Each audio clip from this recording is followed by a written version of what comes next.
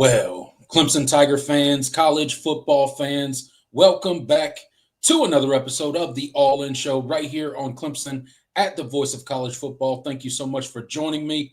We got a jam-packed show for you guys tonight. Obviously, going to talk Clemson's upcoming game against North Carolina, travel up to Chapel Hill, North Carolina for a noon kickoff this week against the North Carolina Tar Heels, the Fighting Bill Belichick's. We'll talk about that tonight, break down the matchup, let you know what we think and how the game will go.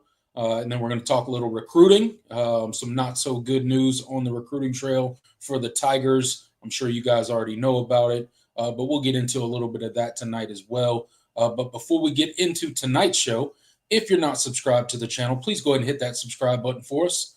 We're getting closer and closer to that 6,000 subscriber mark. So if you guys can help us get there, we greatly appreciate it. Hit that like button. This is a live video, and it really helps us out on the live video. So hit that like button while you're in there, while you're in here, and then consider subscribing. We have Super Chat available for you guys. As you guys know, at the end of the show, we'll turn the show over to you guys. We'll answer your questions. We'll respond to as many comments as we possibly can. We obviously can't get to all of them. So if you want to be sure that your comment and or question is read and reacted to during this live episode, go ahead and hit that super chat feature, help support the channel in that way. And we have monthly memberships now. We got channel memberships.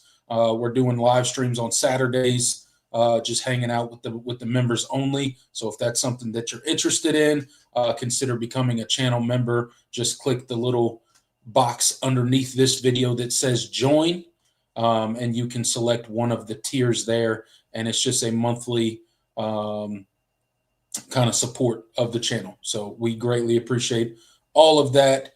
And without further ado, I'm going to bring on my co-host, Jordan Bowman. What's up, Jordan? How you doing tonight? Good, man. It's been a week. We have time to actually talk about this team, and we've had like a week to kind of let what these first 4 weeks of the season kind of sink in and kind of marinate in our minds. Unfortunately, it was a great weekend of college football last week. It was nice to sit there and not have to stress about watching Clemson football, sneak it up on the field. But our short little break is over. So it's about time. But hey, we had a nice time on the live stream. Those of you that are channel members, show up to the live stream. We want to make sure that you guys are getting your bang for your buck, and make sure you share it with other people. And those of you that are interested in becoming channel members, that is a perk. You do get exclusive live streams. We stream the primetime games. Well, not the 3:30 games on Saturday. So y'all make sure to come around and hang out with us, because it's a good time. But yeah, other than that, it's good. This is UNC week. This is a team that I think if there's any team that on this schedule, at least in your conference schedule, that could be seen as a get right game, I think it's got to be this one. And we'll talk more about it. But at this point, I want to see kind of where things are, what things change, what did they actually do during the bye week, what did they evaluate, and how does that look on the field on Saturday? Yeah, absolutely. Look, tons to get into. We've had a couple weeks now to kind of decompress, calm down, if you will, as Clemson Tiger fans, to get over a little bit of that emotional, reaction that a lot of fans had to going 1-3 for the first time in the Dabo Swinney tenure at Clemson. And we'll see what this team comes up with out of the bye week. I for one, I'm not going to get too much into it now. We'll get into it during the game preview, but I for one do not believe there's going to be this miraculous riding of the ship for this team. I just don't. Hopefully they prove me wrong on the field, but I am not a believer in them just suddenly becoming the team that we thought they would be. Yeah, I mean, it really is just about how does this team respond? How do you salvage the season? I mean, we're not, the outlook is not, okay, how can this team make the playoff? How can this team win the ACC? It's like, how can this team just win a football game right now? So, how can we beat a Power 5 opponent? We have yet to do that this season. Right. Neither is North Carolina. So one of these two teams on Saturday is going to get their first Power 4 win of the season. Which one will it be? I don't know. I don't know either. All right. Before we get into the show tonight, Jordan, let's go ahead and give a quick shout out to the comment section, obviously highlighting our channel members first and foremost. So David, thank you so much for being a channel member. You see that symbol beside his name. That means he's a monthly supporter of the channel. We really do appreciate your support. John Sarian, one of our OGs of the channel, also a moderator, and supports the channel on a monthly basis as well. So thank you so much for that. Arthur, thank you for your support as well. Appreciate you getting in here tonight.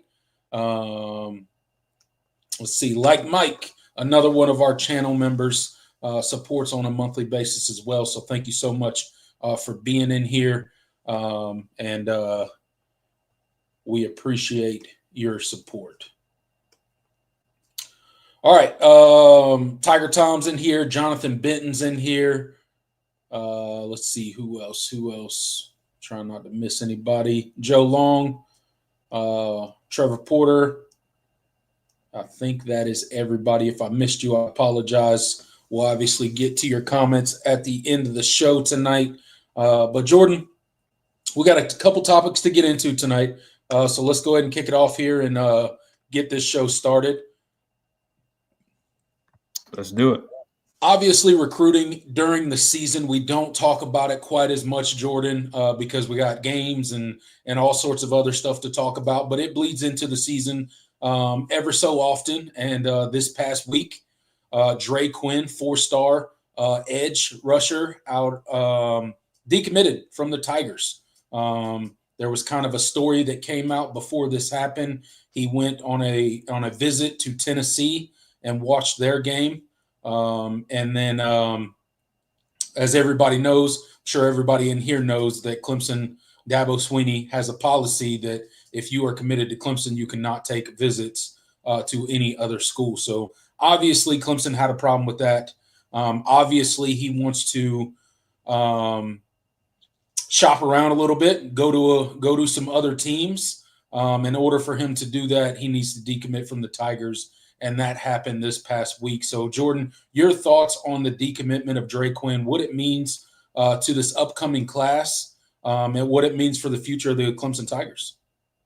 Yeah, I mean, I'm not going to be one to sugarcoat it. There's some times where, you lose a kid and you're like, okay, well, this is a guy that, a lot of times there are indications, there are signs, and there's obviously, some situations where you're like, okay, this take is probably not going to stick.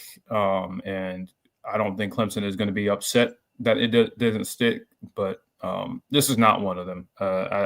I don't think this is I think this is a pretty big loss for the recruiting class. I mean, when you consider what the emphasis was this cycle at making sure at restocking at defensive line, considering everything you have leaving after this season, I mean, it was important to really hit the ball out of the park with this group. And then, missing on Bryce Perry-Wright was obviously the big backbreaker in a lot of ways. But the win, the recruiting win, landing Dre Quinn out of Beaufort, Georgia over Texas, that was a very big statement at the time. And this is kind of the thing that you open yourself up to when you're 1-3. I mean, would he have still shopped around if Clemson was 4-0? Possibly. That's just the reality of recruiting nowadays, but it certainly didn't help. And this is something that you kind of have to expect. I did say that I think a couple weeks ago I didn't expect any sort of like mass exodus from this class, but I didn't say there wouldn't be any guys that decommitted. And I definitely think that I don't think he's going to be the only one, but I don't expect the entire class to fall apart. So we'll see how they kind of respond. It's going to be tough. I mean, you got starting by winning football games would be a big deal.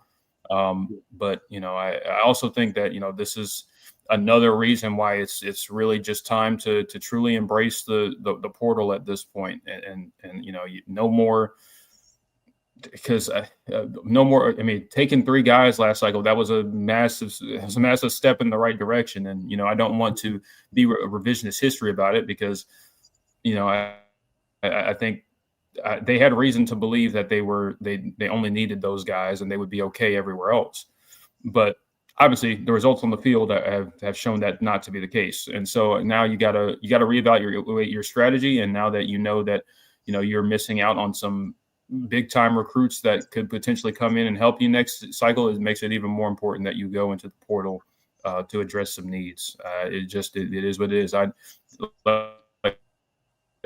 always said and always maintained I don't need Clemson to go in and take 20 to 25 kids from the portal and be a team that's like constantly just overhauling their roster. But you do need to evaluate your positions every single year and try to upgrade them when possible. If there is a guy you can go get that you feel confident will make this room better, go get him. Yeah. And that also means changing kind of how you're changing your retention strategy. Does that mean you lose a couple more kids? I think that's something that you have to be okay with. Guys that are that have been in the program but don't really have a path to playing time. They've graduated. There's quite a few guys like that on this team that if they had been if they had gone elsewhere, you would have spots to fill with someone that might actually be able to come in and provide at least some depth, if not start for you. So I think that's that's the model you have to live with, and that doesn't mean you compromise caring about graduation. I get that, but you got to be willing to let some of these guys walk a little bit more than they were, and I think you're seeing kind of the result of that. And so, Dre Quinn, massive loss. Hate it because he used a clip from our show in his commitment video, so it hurts even a little bit more. Yeah. But I think that this is the reality of recruiting, and when you start out 1-3, this is the result that happens. When Florida State started out the way they started out last season, they lost kids too. It happens to when you lose games, it's very easy to negatively recruit. Some teams are better at holding on to a class than others. And I think Clemson, isn't going to, like I said, I don't think Clemson's class is going to collapse, but I don't think Dre Quinn is going to be the only defection. And that's something you're just going to have to live with. Yeah, absolutely. I agree with you. This is, it's unfortunate that this hurts for this class. And it's at a position of need. The defensive end group is not the deepest, and you expect that you're going to lose multiple guys out of that room. I think 3 this year, right? We expect to lose 3 out of that room this year off of the team, and that's not counting if anybody decides to transfer. So Will Helt's going to be gone, TJ Parker's going to be gone, and Cade Denhoff's going to be gone after this season. So that's 3 guys out of that room that you will no longer have. Does Zaire Patterson have another year? Because I guess he would be gone too. I think Zaire too. So maybe it's 4. Yeah. Wasn't him and Denhoff in the same? They were the same recruiting class. Yeah. Yeah. So yeah, they'll both be gone after this year. They both are out of eligibility. Yeah. It's tough. It's a tough break, right? And I think it further cements the path that Clemson is going to have to start relying far more on the portal than they have in the past. You got to go fill these gaps with portal guys, because you're not bringing them in at the same clip that you did before in this new world of recruiting. And there's a lot of reasons for that, right? Part of it is that Clemson has kind of fallen off and fell a few rungs down the ladder a little bit as far as on the field production. So that's part of it. The other part of it is obviously the NIL and the money piece. There's just schools out there willing to pay high school recruits more than Clemson's willing to pay them, or can pay them more than Clemson can pay them. Everybody's NIL is not the same. So I think that's part of it as well. You got agents in this thing now, so they're going to want to try to convince their clients to go shop around and try to find the best deal, because obviously the agent wants the best deal for the player. When I say best deal, I mean most money, because that's how they're getting paid. So, I mean, there's a lot that goes into this now. Decommitments are going to become a norm, which is not something Clemson's been used to. But in this new age of recruiting, it's going to become the norm. Guys are going to decommit. Guys are going to transfer. Guys are going to leave. This is just the new world of college football that we live in. It's unfortunate. It's not a good thing that we lost his commitment and he's going to end up going elsewhere. But I just think Dabo and the rest of the staff is going to have to do a really good job of evaluating the portal this offseason and bringing in the right pieces. Much like you did Will Helt this year. He's been fantastic. He's been the best defensive lineman by far so far this year. Yeah, exactly. So you hit great on that. So you're going to have to continue that. You're going to have to bring in, that edge position for sure. And that's just one of the positions of need that you're going to have to go in there. You might have to go in at safety as well, maybe linebacker. You're going to have to look at several positions on that defense when it comes to the transfer portal window. Yeah, exactly. And, that's the reality. And you mean Will Helt is a great example. He's come in and, even through the 1-3 start, he's been, he's played harder than the guys that you expected to be your superstars, largely. If it says anything, it tells you that, this, the portal isn't the demon, the boogeyman that, maybe some people in the fan base have been, led to believe because of, because of the rhetoric from Dabo. And I think some of it has been overblown in terms of how the fan the fan has received it versus what Dabo actually means. But at the same, that is the kind of messaging that, you kind of put out there. And so the reality is the portal is a great tool, and you got to use it. Everybody else is, and you're handcuffing yourself. So that's where we are now. Yeah, absolutely. That's where we're at. So we'll see. I think this offseason is going to tell Clemson fans a lot about what Dabo Swinney is willing to do when it comes to the portal, because there are going to be lots of holes on this roster that are going to need to be filled, whether that's depth pieces or whether that's guys that you need to go out there and start or play significant snaps. There's going to be quite a few, problem areas to fill on this roster come springtime. Indeed. And we'll see kind of how they address it, because I'm as intrigued as anybody, because this is going to be an offseason that's going to look nothing like anything we've seen at Clemson so far in a lot of ways. Absolutely. Speaking of recruiting, a place that you can go to stay up to date on all things recruiting, all things Voice of College Football. Go head over to our webpage, vocfb.com. That's vocfb.com. It's got our show schedules off there to the left, not just the Clemson channel, but all the channels in the Voice of College Football network. Tons of stories on there. You got your forums, you got your different team pages and stuff like that. So go check it out over there.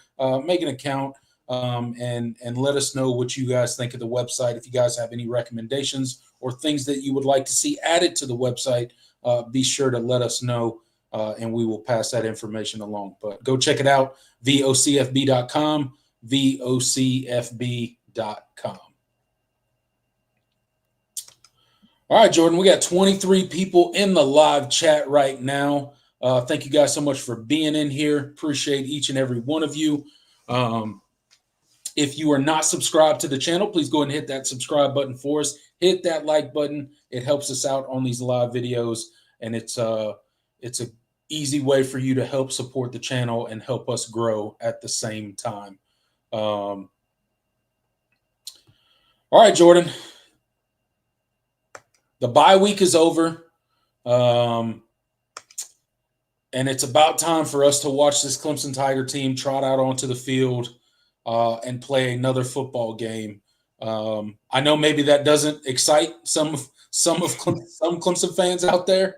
I'm not going to lie; it was nice to have an off week.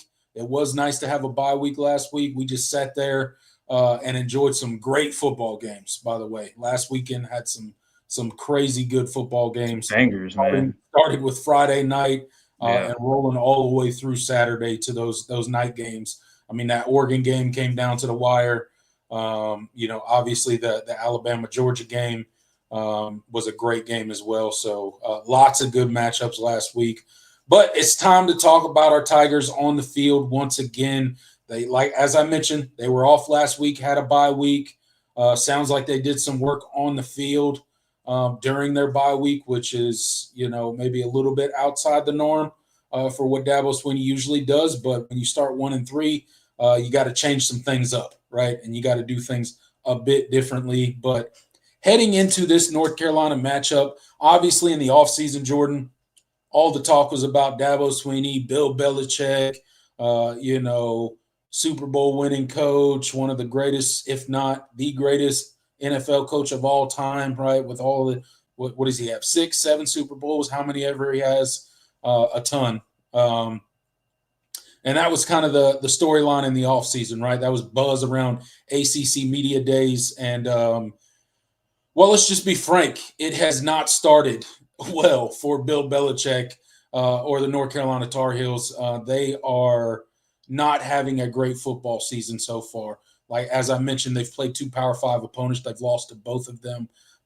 They had a struggle win against Charlotte earlier in the season. They did kind of, have, a little bit of a showing against, another group of 5 team there. But again, they've not had the offensive production at all.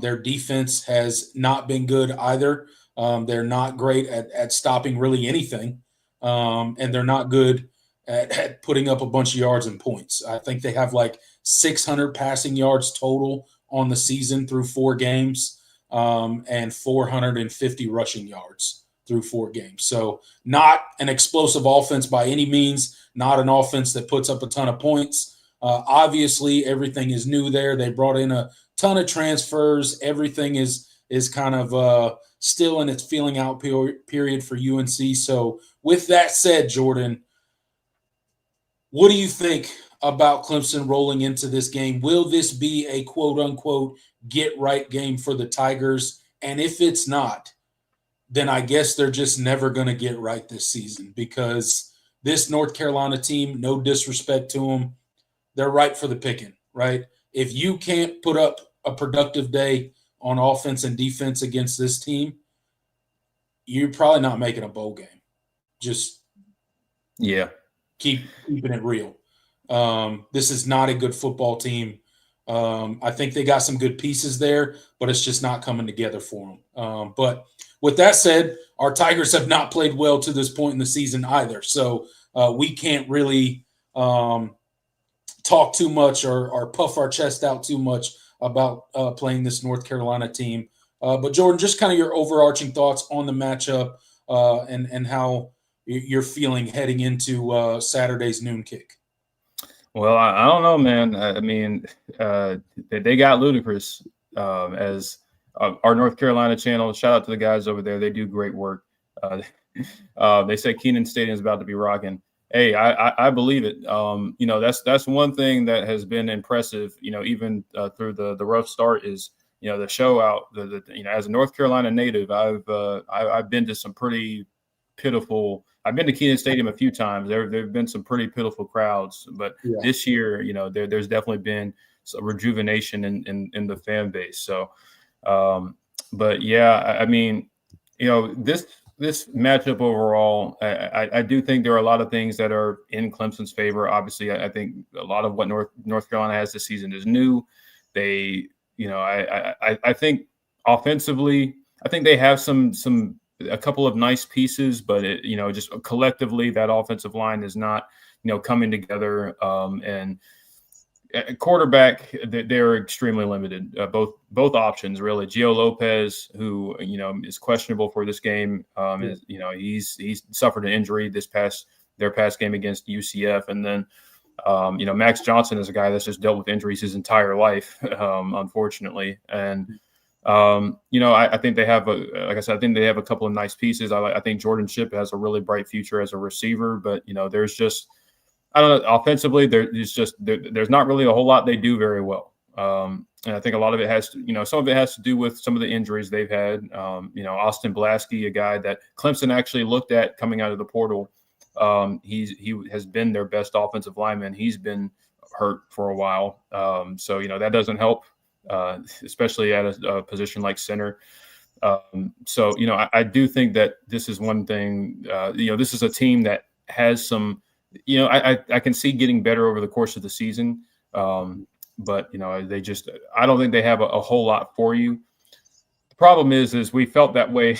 We felt that way at other points this season. And, this Clemson team still struggled. And that's the thing. What does it look like coming out of a bye week? What changes do they make? I think the biggest challenge, for Clemson in this game, I think North Carolina's defense has probably been a little bit better than they've probably shown statistically. I think offensively they just have been just pretty unproductive, and that's certainly hurt. I don't think their defense is great by any means, but I think they have some pieces that have played better than the stats will show, and I think I can see what they're doing there. Steve Belichick is their defensive coordinator. I think they have a pretty nice scheme, and I think they run to the football. They're just not overly talented. I think that's really kind of been their biggest, hurdle that they've had to deal with. But they have some guys, with the transfers and all of that, they have some pieces that I think could develop nicely. So we'll see. But this weekend, I think that this should be an opportunity where you got to be able to put up consistent drives on offense.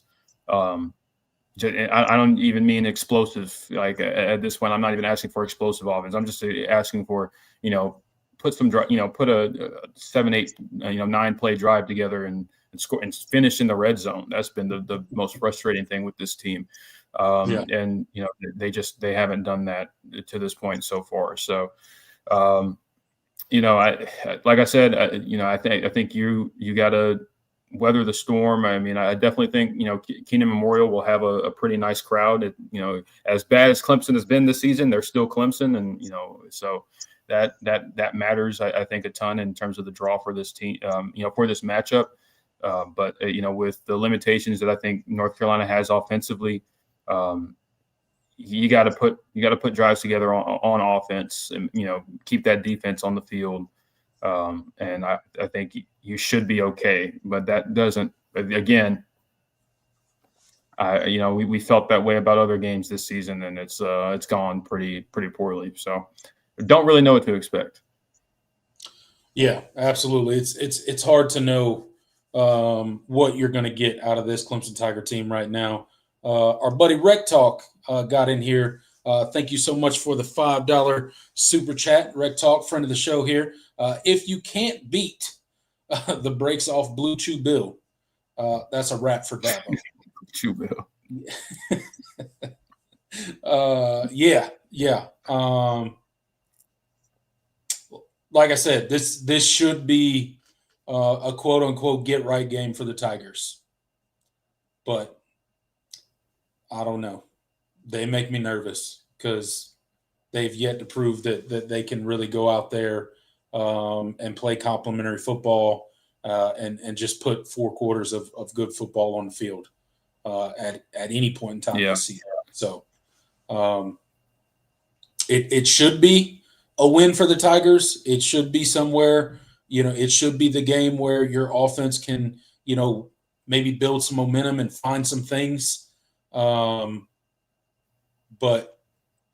then again, this Clemson Tiger team has been nothing short of disappointing pretty much every single game this year.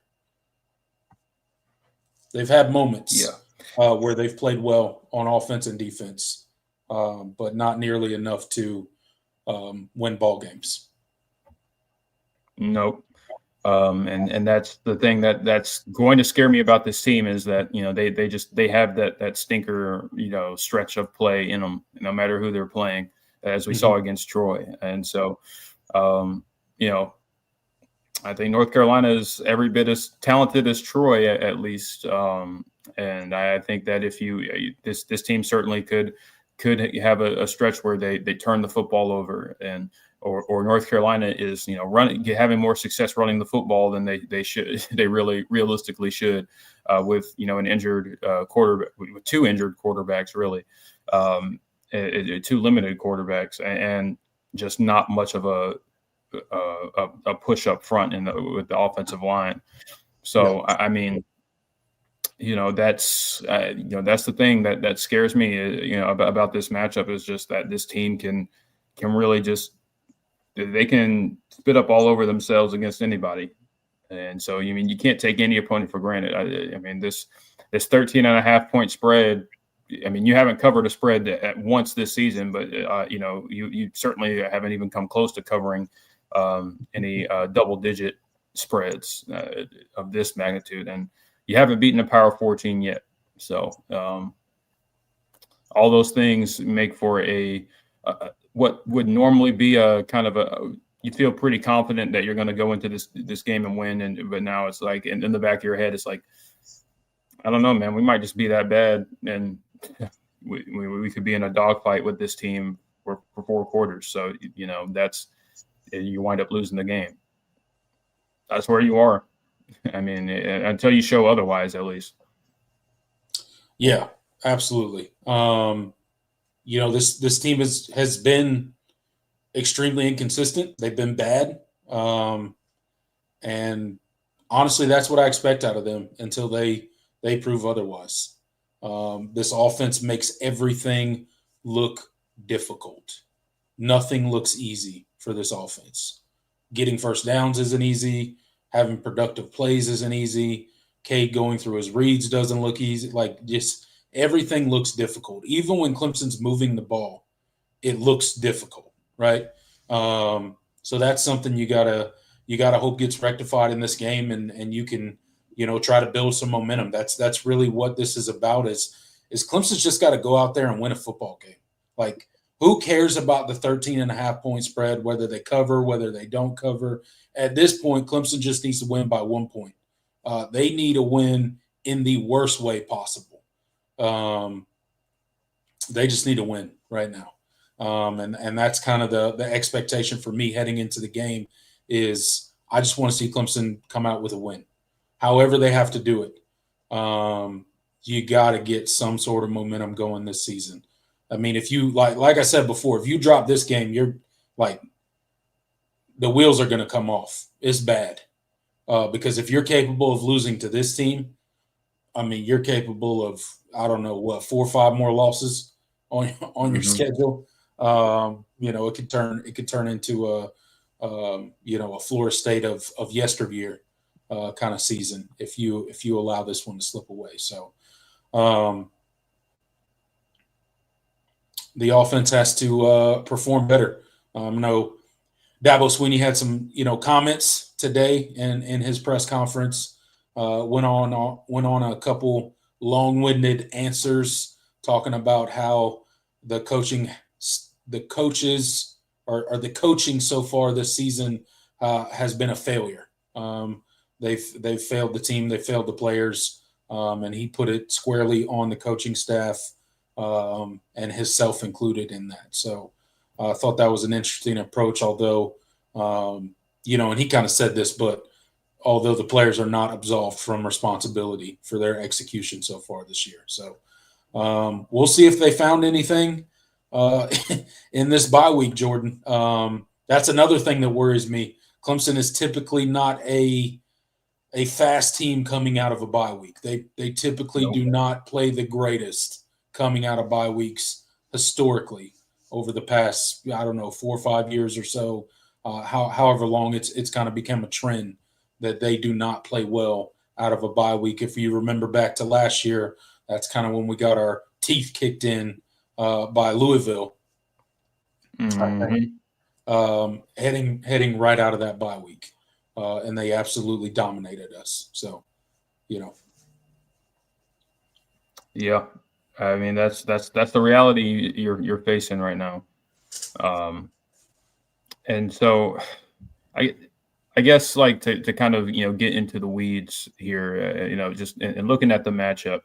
I mean, watching this most recent game against UCF for this North Carolina team, just watching them, they spent a lot of the first half, just kind of tripping all over themselves offensively. I mean, it was pretty rough to watch. I don't think, like I said, Gio Lopez is a pretty limited thrower of the football. He's very mobile. That's the thing that I think Clemson is going to have to account for the most in this game is he can make plays with his legs.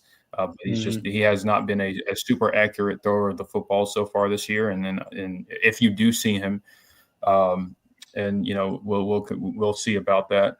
But you have to win your matchups up front. I mean, I don't think the offensive line has played particularly well. I think the skill position players are fine, but they're not good enough to overcome that. So I think that's the first things first is they're going to want to run the football, and that's what as poor as they are at it, they will, they are going to emphasize running the football. That is their offense. And they'll try to hit play action shots off of that. So, I think you need to have a good day up front. You finally need to put a complete performance against the run together because you really haven't had one this season. You've had, pockets and spurts in different games where you've looked really good defending the run and stifling the run, but you haven't played a team where you completely neutralize their run game, and I got to see it. I think this is this should be a favorable matchup for you on the line of scrimmage, but should be is doing a lot of the heavy lifting here. So I think just making sure that your gap sound, making sure you're flying to the football. I mean they're going to run a lot of condensed sets, and they're going to do whatever it takes to try to get some push in the run game. So I mean, hey, if you get beat over the top, you get beat over the top. But they don't have a ton of weapons, like I said, that scare me enough that you need to be running out there with 5-man boxes because you're so scared of getting beat over the top. Because I don't think they have an accurate throw of the football that's going to be able to consistently hit those plays anyway. So that's first and foremost is stop the run. I mean, and we talk about it every single.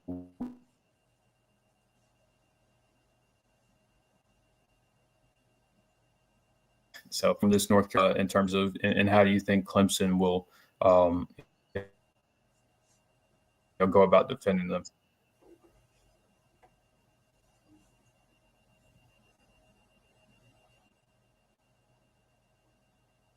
You still there, Jordan?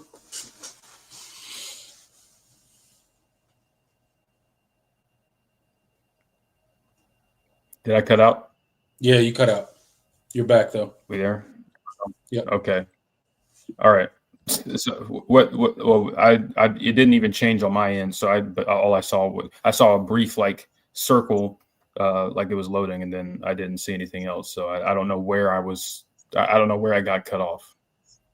Just right towards the end. You were good for most of it.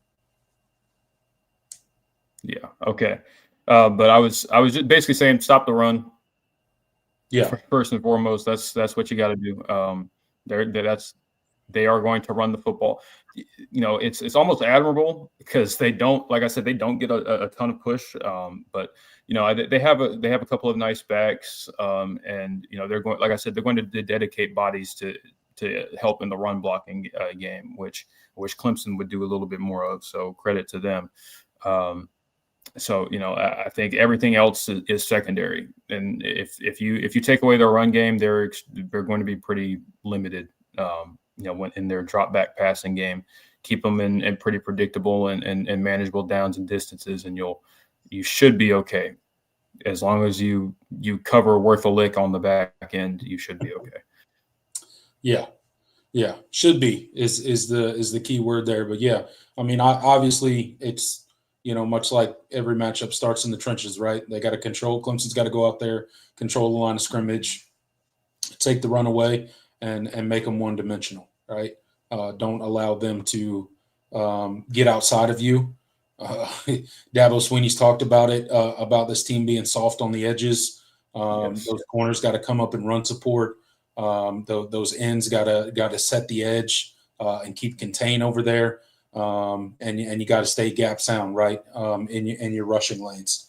So we'll see if Tom Allen can get this defense playing a little bit better. They've had their moments this season where they played well. They've had their moments where they haven't played so well, right? But I think obviously it starts with limiting their run game as much as you possibly can, and then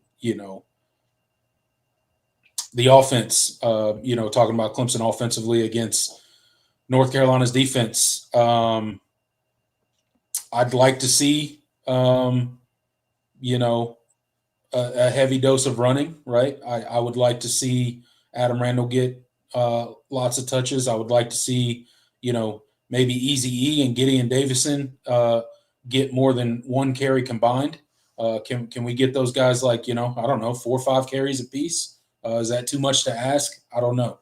I'd like to see those guys get in there, and maybe just get Cade comfortable early in the game, right? Some easy completions, some quick reads, maybe some screens to get the ball in your playmakers' hands, like Wesco and Antonio Williams and guys like that, to get your playmakers out of space so that they can create and do what they do best.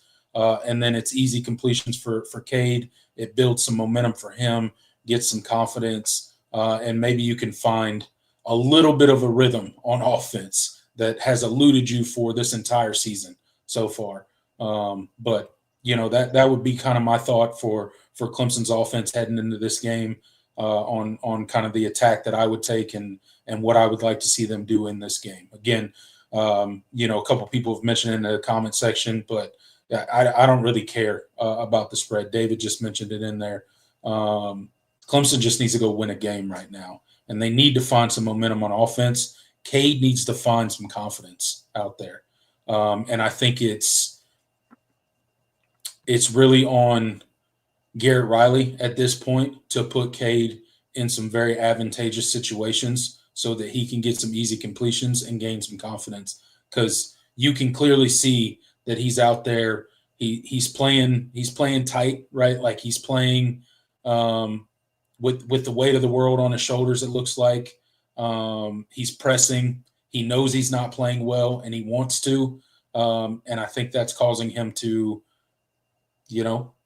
get those happy feet in the pocket, start escaping when there's no pressure there, creating some of his own pressure, going back to bad habits that he came to Clemson with out of high school and stuff like that. So I look for Garrett Riley. Like, this is like, you got to prove it to me in this game. The reason that Clemson came and hired you, you got to go build some confidence for this offense. And it starts with you, the play caller, and getting your quarterback some confidence on some easy throws and getting your playmakers the ball out in space. So that's what I would like to see Saturday against UNC. Yeah. And to that effect, I mean, watching this North Carolina defense, one thing that I think that, when I'm watching the game against UCF, what UCF did offensively, it seemed like they motioned like every single play. I mean, it was just always a guy moving, always a guy, getting those identifiers, whether they're in zone or man, even if you're not even if they're not going to be part of the play. I mean, that was one thing that I saw. North Carolina's defense kind of flat-footed. They ran a lot of option plays. I mean, you certainly you have the ability to run option plays yourself. They mixed in. Hey, they mixed in their backup quarterback. I mean, Jakari Brown, I think for UCF, he's their third string quarterback now. Got in the game and ran a couple option plays. I mean, you got to mix things up formationally. That's what they did. I want to see that from Clemson. I mean, it's a great way to get the run game going. You got to get your guys to execute. That's the thing that's been eluding them as well. But you gotta have some window dressing, and you gotta make things difficult. You gotta make those linebackers work, make their eyes, have to, they have to trust what they see. And kind of hope they're making the right decision instead of kind of, oh, I saw this on tape. I know exactly where this play is going. And so, I think that's the thing that I want to see more of. And I think you saw Clemson do it more in the second half against Syracuse, which if there was anything to build off of in that game, that's something to maybe hang your hat on and try to do more of, moving forward. But you got to make them. You got to make them work for it because I don't think they're great up front.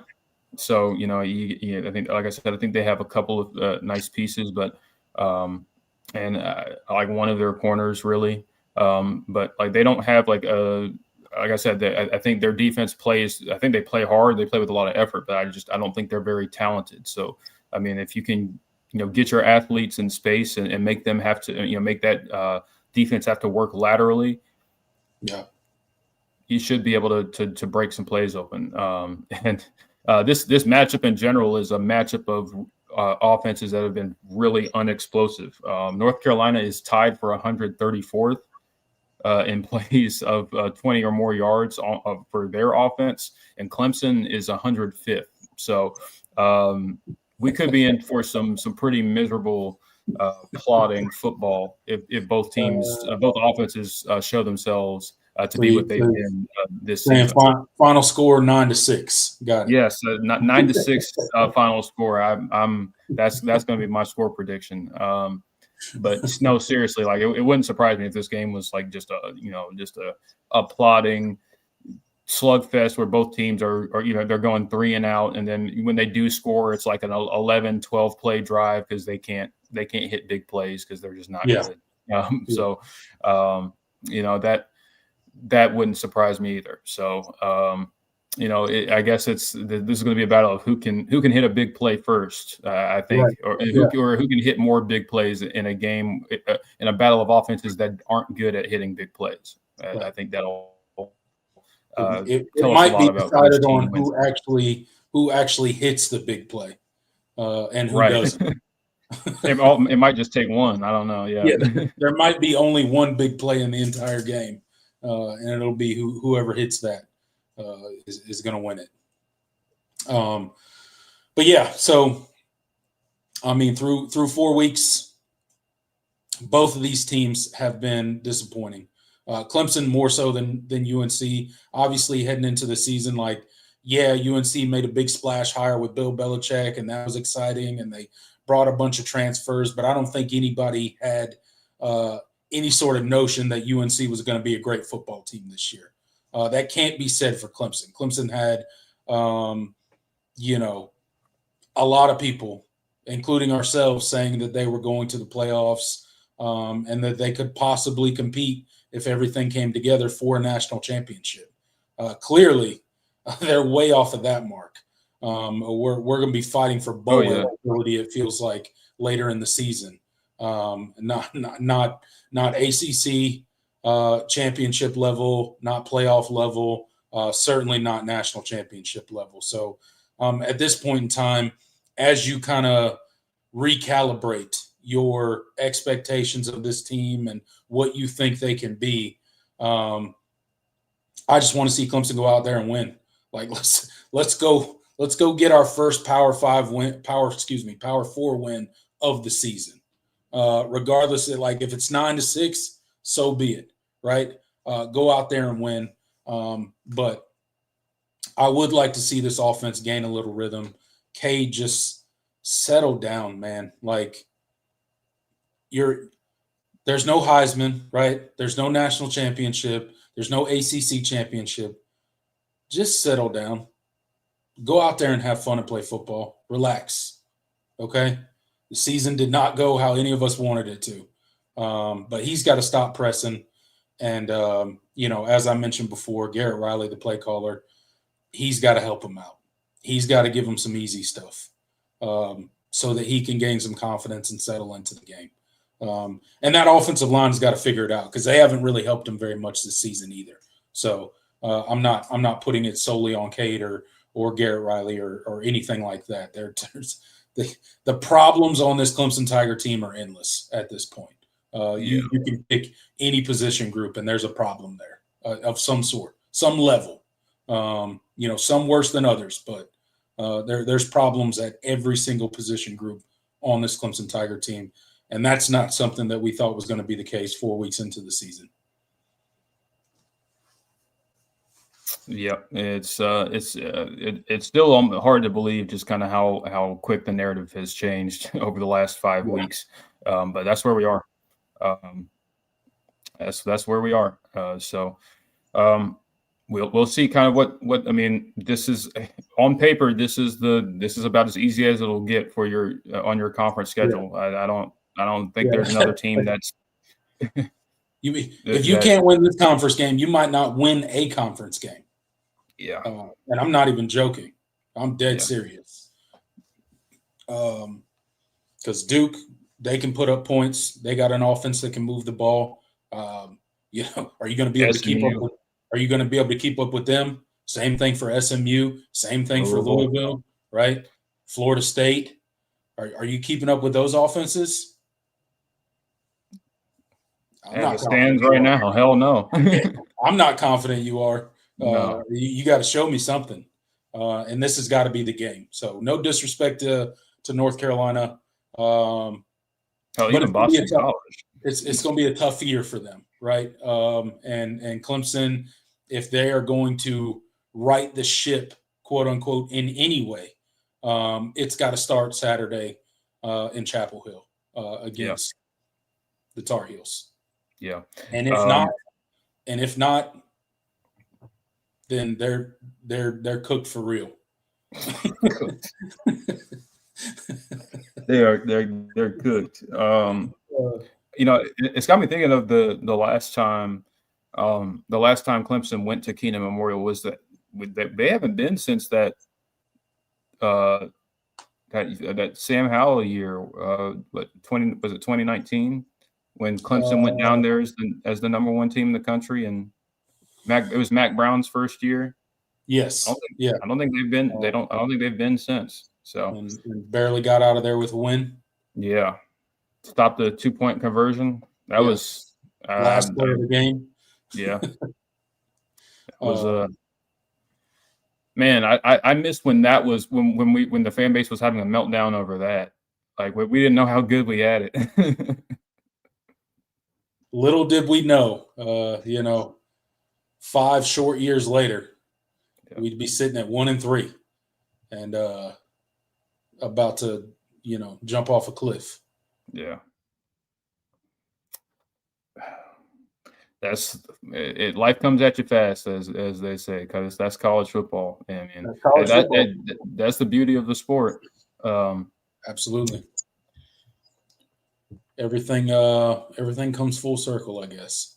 But we'll go ahead and leave that there, guys. The Voice of College Football has merch. That's right. The Voice of College Football has our very own merch site. I'm going to pull it up here on the screen for you guys so you guys can take a look at it. It's customized for our particular channel. There's other channels out there on the website as well, but you guys can see the products here.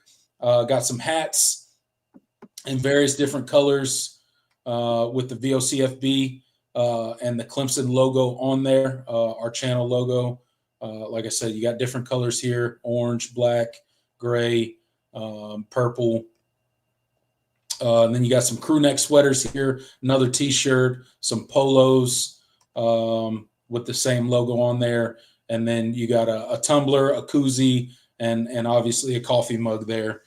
So if you guys are interested in getting any sort of merch, supporting the channel, but also getting something out of it for yourself, go check out the Voice of College Football Clemson merch site.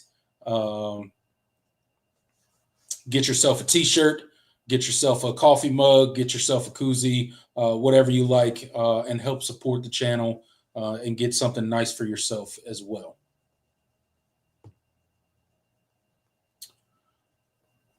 All right.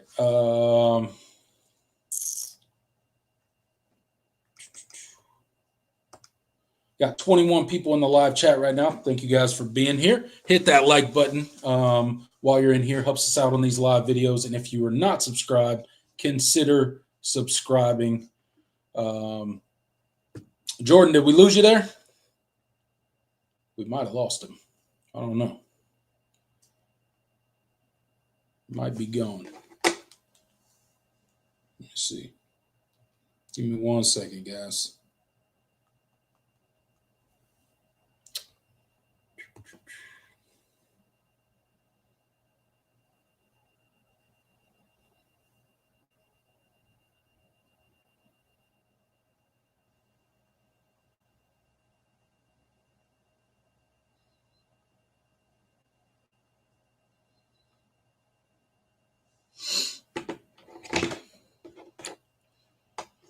All right, while we wait on Jordan, before we do our score prediction, I'm going to go ahead and get to some of these comments here, see what you guys are talking about in the live chat while we wait on him to try to reconnect to the stream here.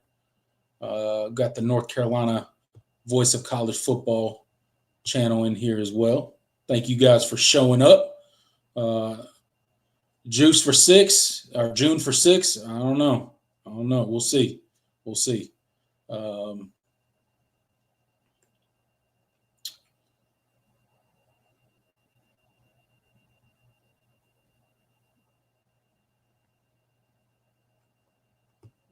John says the stream has paused 3 times on his end. Wonder if it's a problem with the Google server. It might be. I don't know.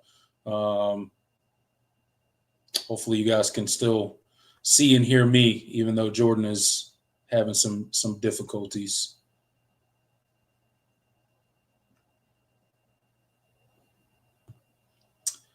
John says, beyond confidence, want to see Cade break bad habits from 2023 and play with speed, urgency, and smarts, even if it means another interception or something.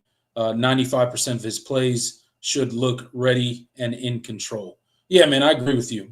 Cade has to go out there and just let it rip, man, and trust what he's seeing, and just let the ball fly.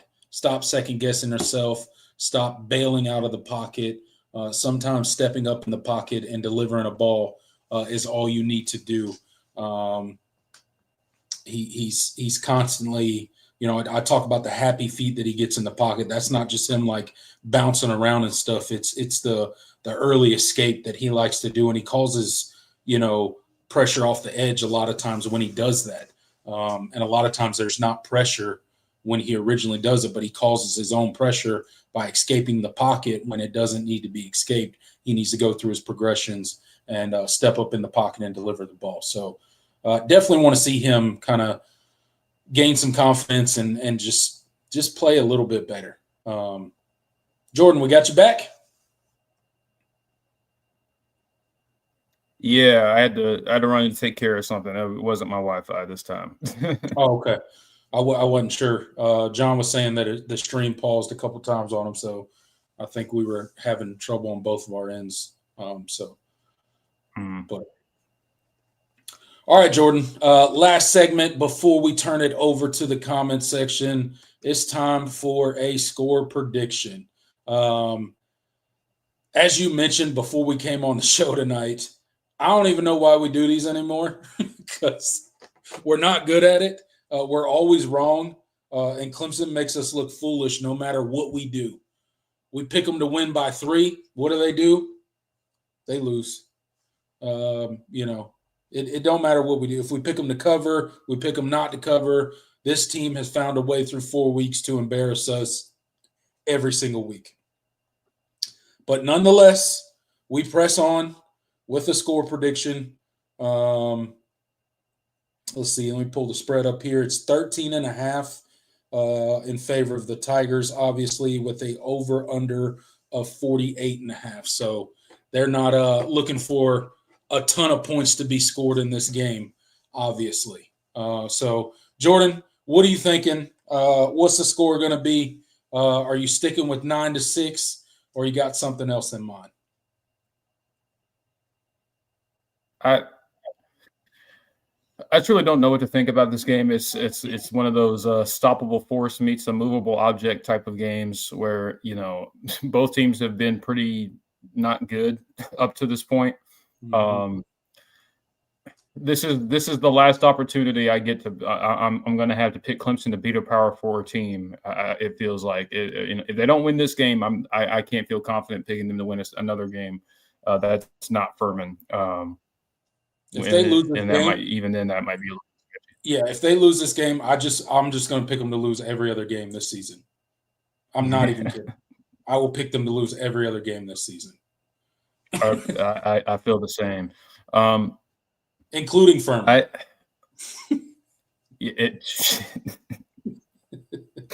Oh man, that'll be something, man. This like I said, this matchup, I think it's really going to be about who can hit a big play. I mean, that'll go a long way, I think, for both teams. Who can finish scoring drives, because neither team has done that very well.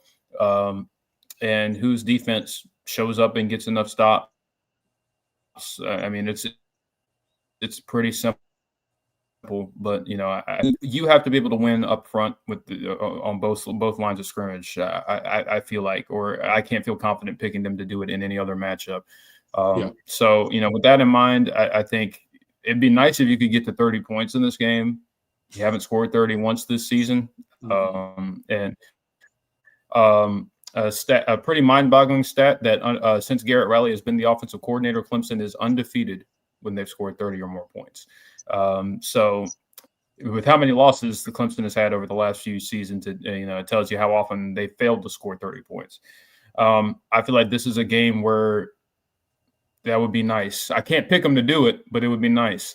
But like I said, you got to. I think this team will generate enough offense to win the day. I'll say Clemson wins 27 to.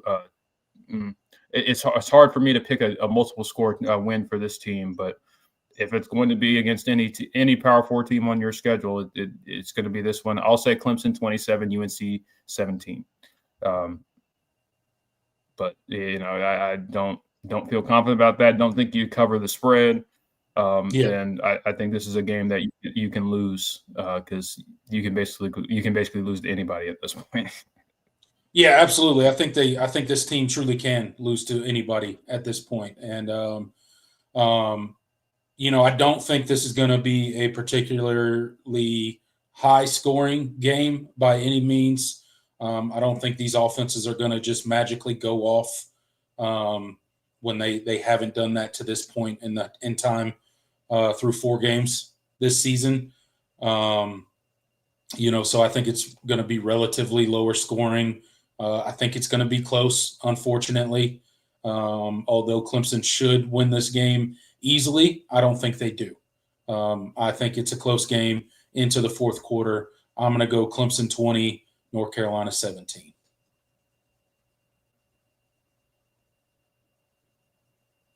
We're actually not that far off. I think Clemson scores one extra touch. They actually finish a scoring drive better, but that 27-17 isn't they're up by like 3 score, like 27-10 most of the game, and UNC scores a garbage touchdown. Yeah. 3 quarters, 3+ quarters, but Clemson pulls away because I think they're a little bit more competent offensively, at least than UNC, and defensively, I think they have enough guys that can make plays that you'll be able to maybe create a couple turnovers, especially with how many if Gio Lopez is in the game. I mean, one thing I did notice watching them is they have a lot of balls batted at the line of scrimmage, and if there's one thing this defensive line has done well is when they played a shorter quarterback, they have been able to bat balls, and maybe they can convert a couple of those into interceptions like UCF was able to do early in the game. So I think if you win the turnover battle and from that respect, because UNC can, they will turn the ball over. I feel fairly confident that there will be turnovers in this game. As long as you win that battle,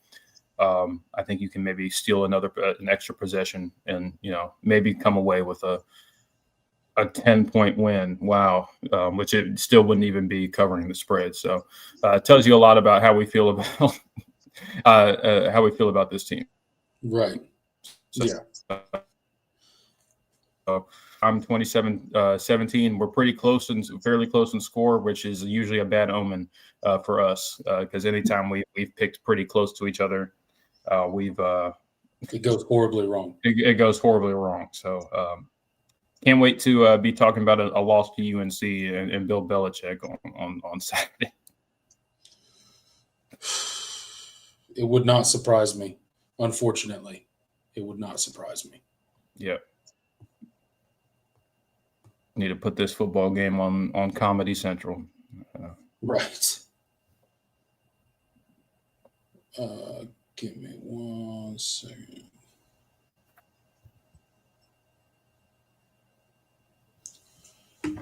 All right, guys. That'll do it for the planned portion of the show. About to turn it over to the comment section for you guys. I just posted a link just for you guys to know.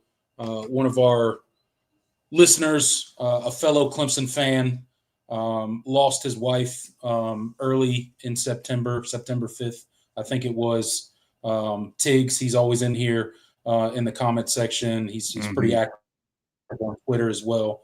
A fellow Clemson Tiger and a guy in need right now. So I'm not telling you guys what to do, but if you have it in your heart and you have the means, he's doing a small GoFundMe so that he can rent a car and go take his wife's ashes back to New York, where she has a plot there that her father left her. So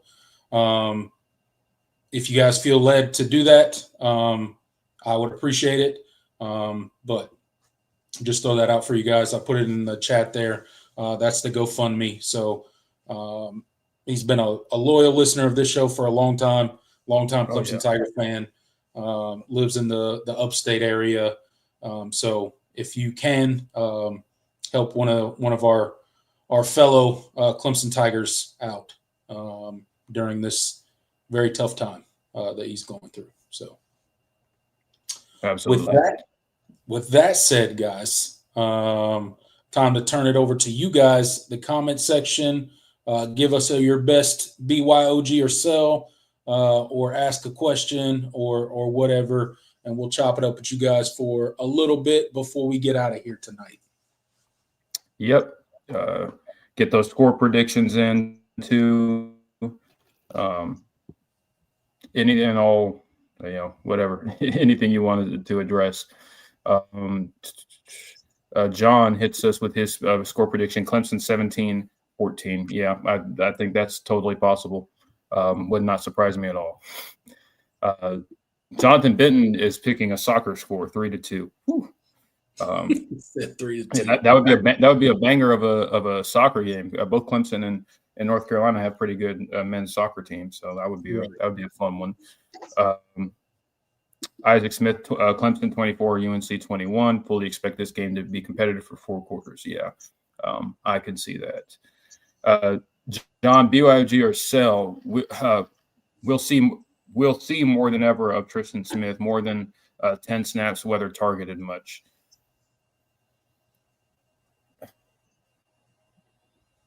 BYO more than 10 snaps? BYOG or sell more than 10 snaps. How many plays do you think Clemson will run in this game? Because I think that's going to tell us a lot. They haven't been averaging a lot of plays this season. No. There's been a lot of 3 and outs. Maybe 50, 60 plays. Yeah, that's not a good number. Not if we want to see Tristan Smith on the field, based on what we've seen so far. If we want to see him more than 10 snaps, I said Clemson will generate enough offense. So I think if they score 27, 28, or whatever it is, 27, 17, I would like to think they could get to over 60 plays, maybe get close to that 70 play range. That would be nice. That's about nation average, is about 70 offensive plays a game. So if you could hit that mark, that would be, I think that would go a long way towards, us seeing at least 10 snaps with Tristan Smith. So, I'll buy it. I'll buy it. I mean, you put him out there, he goes out and gives effort, Yeah, that's what I'm saying. Like, I hope so. I think he deserves some more opportunity. And I think he proved that last week with just the effort that he showed. And you can say, we're making too much out of one play, but, he doesn't get very much opportunity. And when he does, he is produced. So I'd like to see him out there getting a bigger snap number and more opportunities. Yep. David Lowry says, I like that. I am hopeful. Clemson 30, UNC 21. I would take that. I hope we could score 30. That'd be great. That'd be great.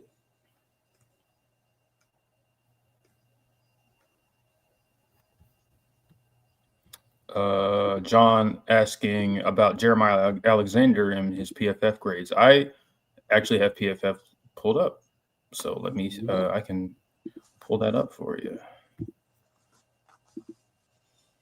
Clemson defensive grades. Jeremiah Alexander. Yeah, they are not fantastic. He has a pretty good tackling grade. Yeah. But overall, he has a 54.9 defense grade, 68 run defense, 79.8 tackling, 59.6 pass rush, and 38. That's probably what's dragging his score down so much is the coverage snaps, which I've been on record saying, that's not how you want to use him anyway. If you want to get the most out of him, have him playing in the box. That's where he's looked pretty good. So yeah, not great. Let's see. Now that we're looking at it, the highest pass rush grade on the team is actually from Avion Terrell. Now he's only had 2 pass rush snaps, but he's gotten he has 2 sacks. So that goes a long way. He has just as many as TJ Parker. Oh man. But yeah, he hasn't. That has not been great. Let's see. What else? KD, BYOG, or sell RB running backs over 30 carries. Running backs combined over 30 carries, I'm selling because they haven't. They haven't given anybody that much run. Any combination of running backs that much run. Will they have 30 carries between Adam Randall and Cade Klubnik? Yeah, I could see that. But not running backs. Not running backs. No. Not running backs. What do we? Hold on.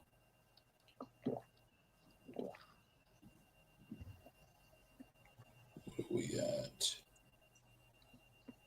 Let's see.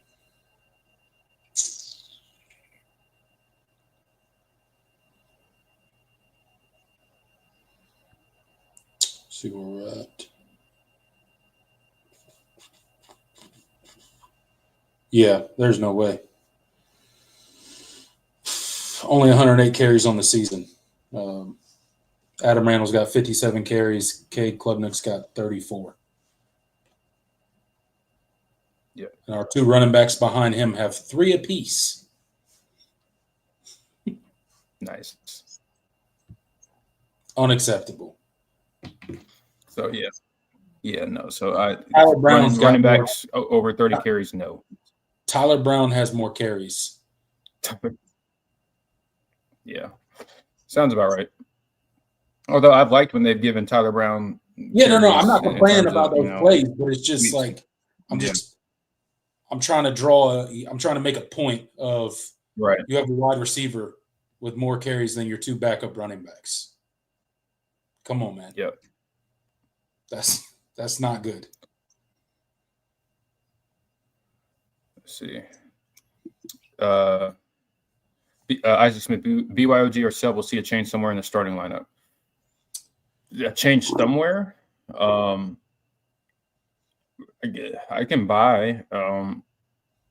Yeah, I don't think it'll be.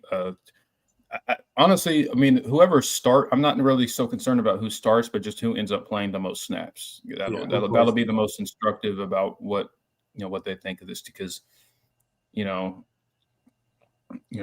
DeMonte Capehart listed as a starter, but Stephon Green has played more snaps than him the last couple of games. So it's about who plays more snaps is what I'm looking at, not necessarily who. Yeah, that'll tell you who they're trusting more. Right.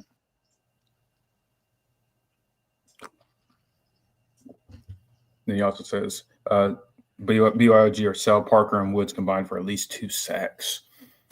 Well, considering the ineffectiveness and that both of them, especially TJ Parker, have been 2 sacks between the two of them. If there was a game for them to get off, this would be a nice time to do it, but we haven't seen it so far. They're due. I guess if you believe in that, I think both of them are probably due for a sack in this game.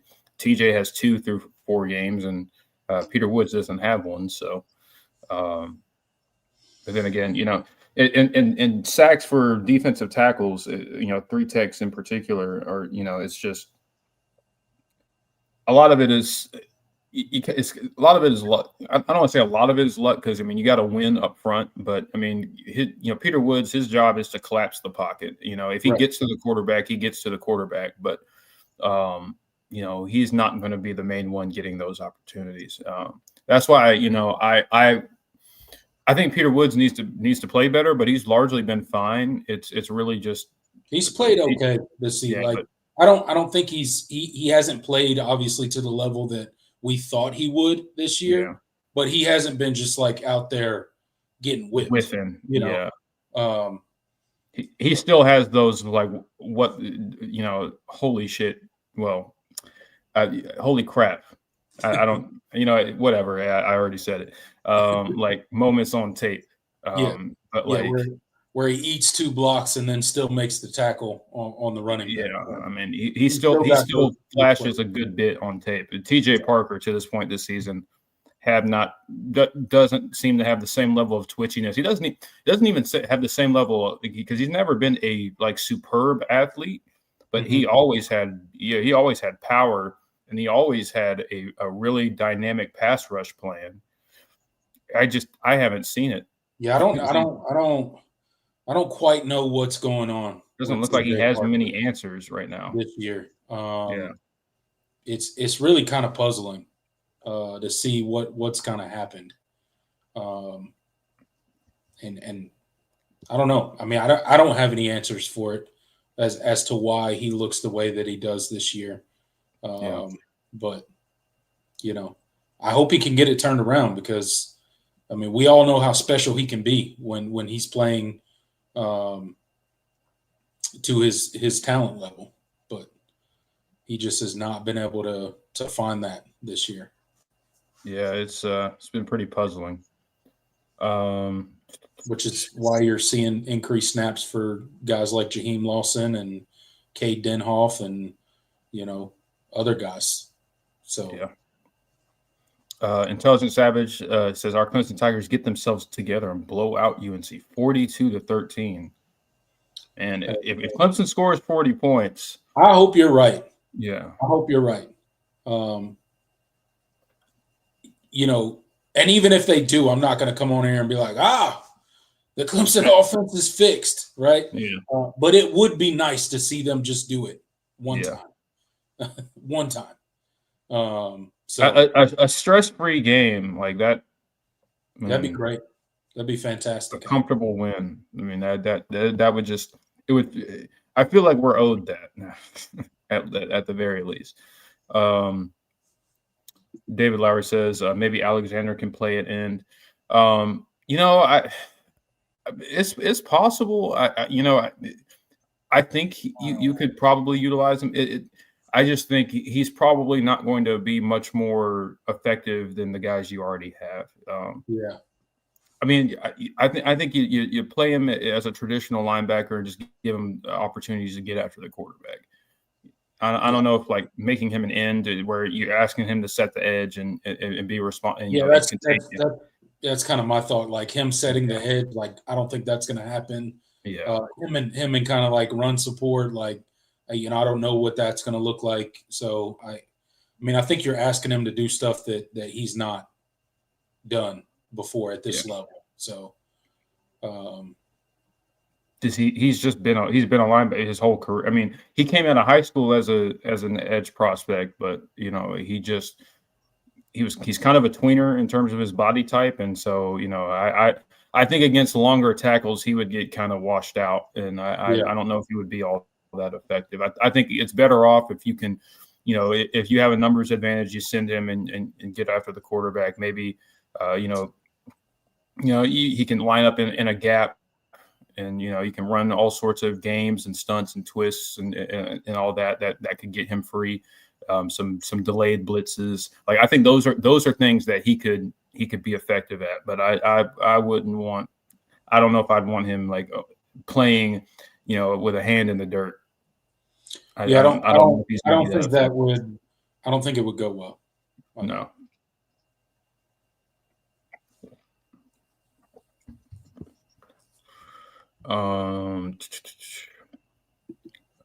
He also said BYOG yourself. Smith averages 45 yards or more punting.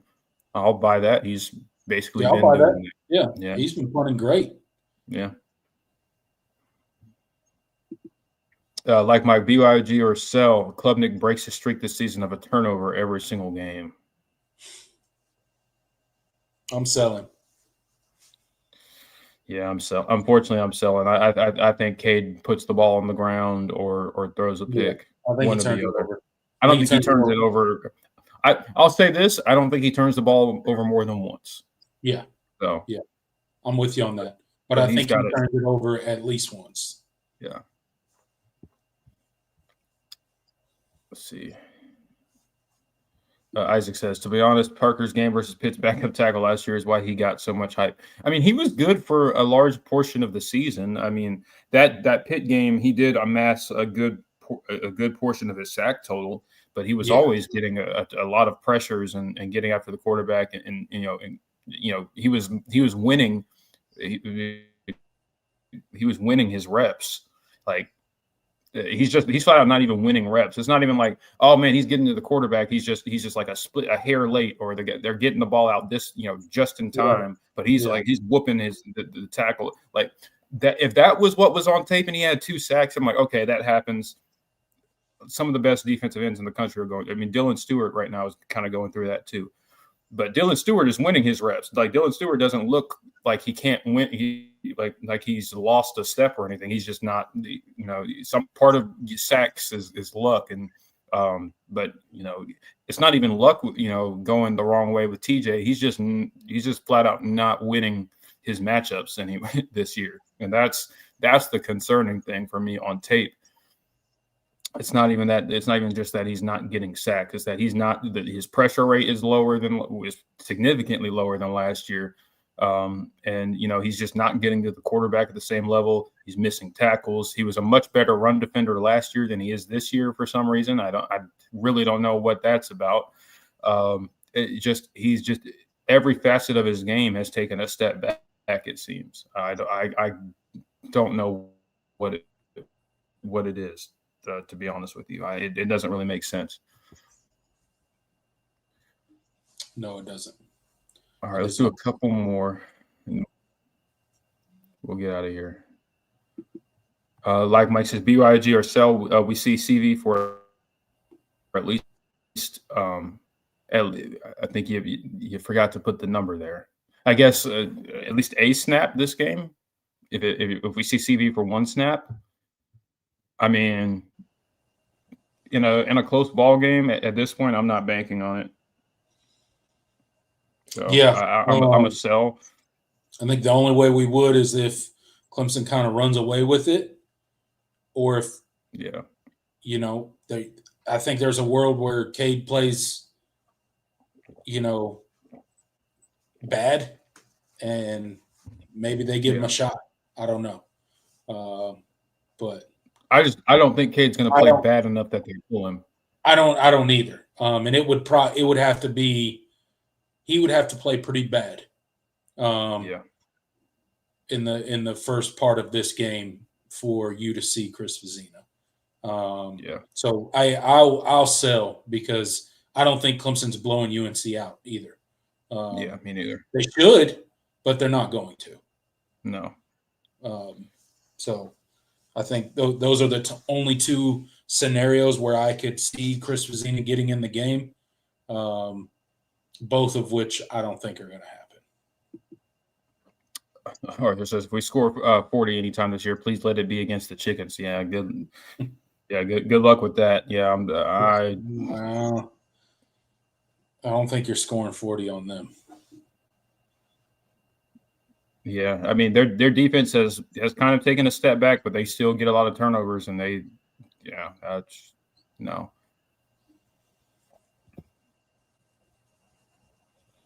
Let's see.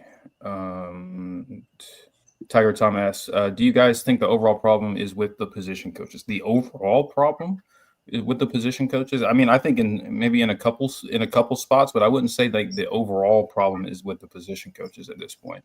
I mean, we've off season after off season, we've been like, okay, this position group, this position coach isn't carrying his weight, and this position coach isn't doing enough. But it's kind of just kind of getting tiring. We're blaming all the all the position coaches. I mean, at the end of the day, it's the head coach's job to put those guys and make sure that they're capable of fulfilling the duties that are going to be asked of them. So like if I wanted to point to one problem with this team, I don't know if like position coaches would be the first thing I point to. But then again, it's hard to say because there's so much that's wrong with this team. So which one is which came for which is it, the chicken or the egg type of thing. So I don't know. I definitely think there are position coaches that are on this team that are not whose units are not playing well, and they're responsible for it. But yeah, absolutely. I don't know if the reason Clemson sucks this year is solely because of the position coaches, or mainly because of the position coaches. They certainly have a hand in it. Yeah, I don't know if they're the overall problem, but they are part of the problem. Yes, right. There is some position coaches on Clemson staff right now that are a problem. They're just not getting it done right now. And just like we criticize players, they get criticized as well. Because your job is to put your guys in the best position possible. Your job is also to get the most out of your position players. And if you're not, well, you got to look at you. Yep. John asks, are you live streaming this game? That's a good question. I know that I don't have anything. I don't have anything planned Saturday, but I know softball wise, we have to. I'll be at a tournament, so I cannot Yeah. live stream this game on Saturday. I may be able to do one solo. I don't know if it'll be the same, but if Jordan does one solo for you guys got to go hang out with him. Yes. I don't want to be sitting. Yeah, don't leave me in the StreamYard sitting there. Yeah, don't leave him hanging. So if you guys want Jordan to do the stream, put it in the comment section that you're not going to leave him hanging. Yes. Because I certainly can do it. But I gotta. Good Lord, I got an eyelash in my eye now. Perfect timing. This is great podcasting. Hey, we're the professionals around here. Okay. Yep. This is high production. I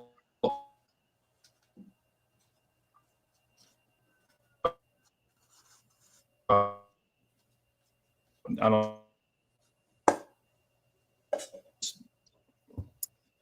All right.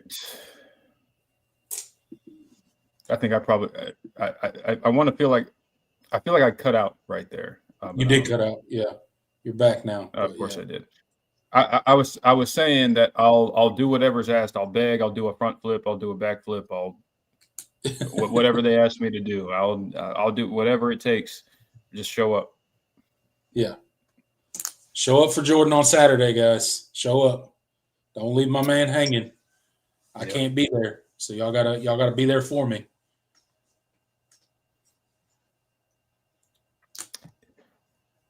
I don't even know what it is tonight. I don't know why I'm cutting. This isn't normal. I mean, I have good. Is this still my storming? Computer says I have good signal. My laptop says I have good signal, but then I look in the top corner of the StreamYard and it says I got one bar. I don't know. I don't know if I needed to refresh or whatever. But we're at the end of the show anyway. Yeah. So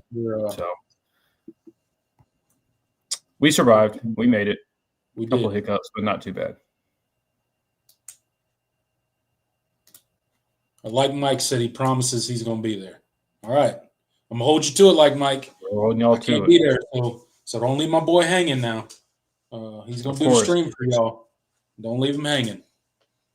And those of you guys that are interested, yes, consider joining the channel because that will give you access to that live stream. So, you can hit the join button in the description, pick the tier. Every tier gives you access to the live stream. So it's up to you how much you want to give each month. There you go. There you have it. Thank you guys so much for tuning in. Hopefully we will be talking about a Clemson win on Saturday. Lord knows this fan base and this program needs one. But hey, at this point, it is what it is.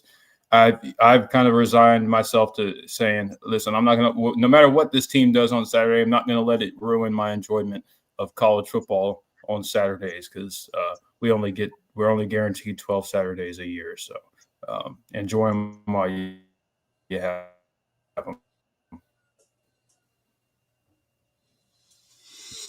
Yeah, absolutely, guys. It has not been the season that we wanted, but at the end of the day, we get to watch college football. We get to watch Clemson football. Hopefully they give us something to cheer about this weekend. Hopefully the offense can get some momentum going and the defense can look a little bit closer to what we hoped they would look like this season. But we shall see. Make sure you guys show up for the live stream on Saturday. It'll be in the members only tab on the YouTube page. So it'll be in the members only tab. It won't show up in the public portion. It'll be in the members only tab. So if you want to come hang out with Jordan on Saturday and watch Clemson hopefully beat North Carolina, make sure you join and become a channel member. You can select any of the tiers, and it's just a a monthly deal that gets taken out every single month. You can cancel at any time, but we appreciate your support in that way. But yeah, guys, hopefully our Tigers get the first Power 4 win of the season. You guys will see Jordan on Saturday for the game stream. You will see me there on site from some random softball field somewhere in the state of North Carolina for the post-game video. I'll be there to chop it up with Jordan and talk about how the game went. I promise you that. So see you guys on Saturday. Have a great rest of your week. But until then, I'm Tiger Paul Craven. He's Jordan Bowman. Go Tigers. Later, y'all.